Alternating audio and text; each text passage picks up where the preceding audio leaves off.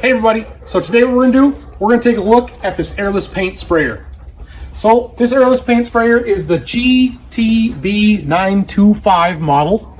Okay, I've just taken it out of the box and kind of just walked through it a little bit. I haven't turned it on. Everything's not even put together yet.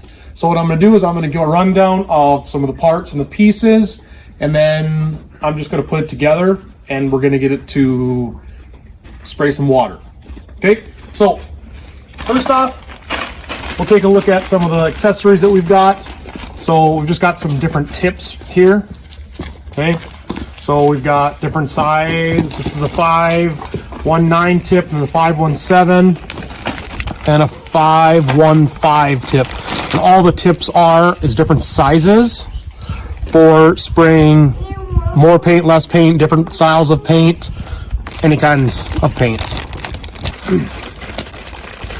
So it's also got the filter basket.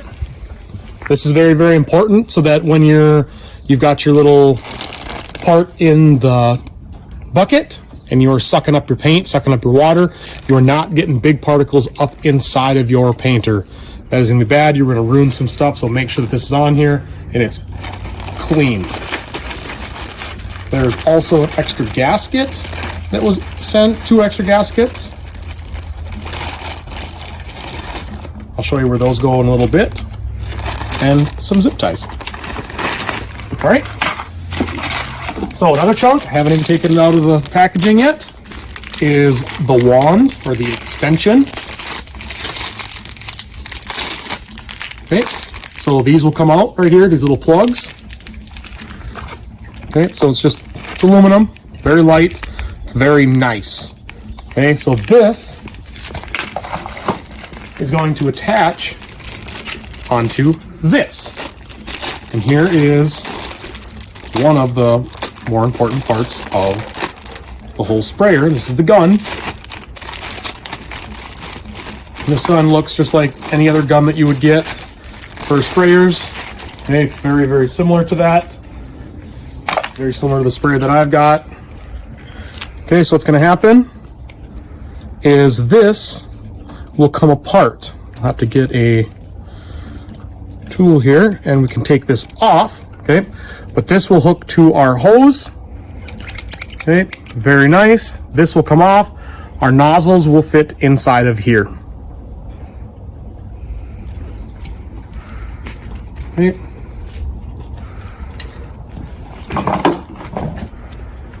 And one of the final accessories that we've got is our hose. We'll hook the hose up here in a little bit. Okay, so just kind of a rundown of the whole machine itself. Okay, so here's our machine. Okay, this is going to be our fluid intake right here. So this is going to go down inside of our bucket. Here where I showed you those gaskets a little bit ago, this is going to go up inside of here. There's a cap on here right now that comes with it. This cap is going to come out in a little bit. I'll be able to push this up inside and screw it in.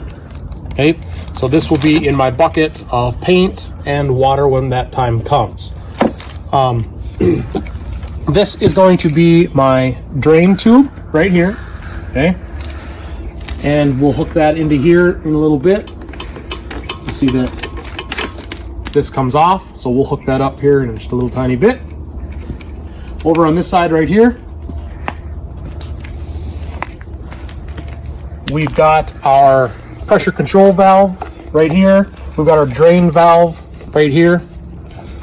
So when we're looking to gain pressure or to cut the pressure off, we can have ready to spray and ready to drain. Once again, I can go with my pressure more or less. And this is the cool part about this one, is it's got a screen so that it'll tell me what I've got for my pressure. Okay, you need to add a couple drops of oil every time you use the machine into that port right there.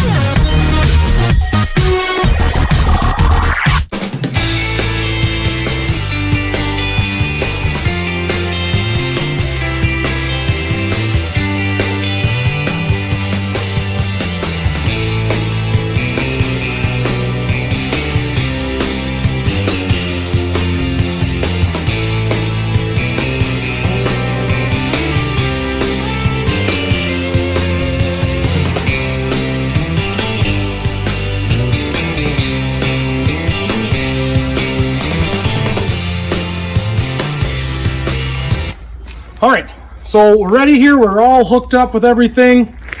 What I'm gonna do is I'm gonna turn it on. Cool thing about this is we have the digital display here, which is really tough to see in the sun. Okay, so right now it's off. When I click this on, my thing right here is off. I have different settings of cleaning and then spraying, and I've got really low power to all the way up here to my highest power. So, welcome to use Smart Control Painting Sprayer. Please add lubricant before use. So it'll tell you every time that make sure that you add the lubricant into here. Okay, so what I'm going to do, I don't want it on cleaning, so I'm going to go into spraying. And what it's going to do is it's going to start a priming process, and I'm going to kind of rev it up about 3/4 or so. Kind of let it work through its thing. It's priming the pump right now. It's pulling it in.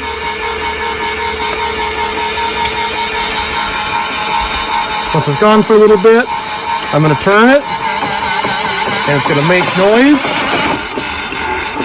And on my reading here, you'll see that we've hit 21.3 MPa. It's dropping a little bit, and it'll gain back. And I want to be right around that 23.5 or so.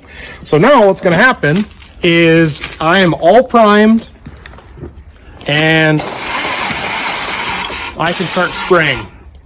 Okay, so if I'm going to spray, I can change the power from there. I can go more or I can go less. If it's spraying too much, if it's getting black backsplash all over, I'll turn it down.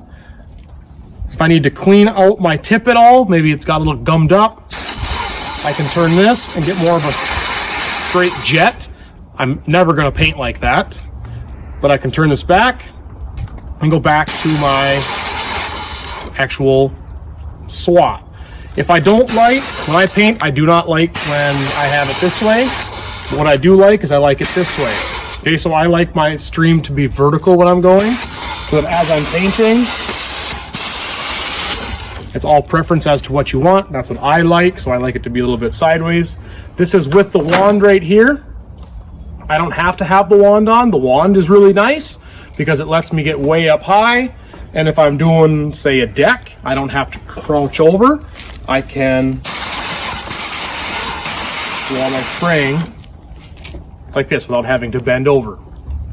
Okay, so very easy to set up, very easy to prime and get all ready to go.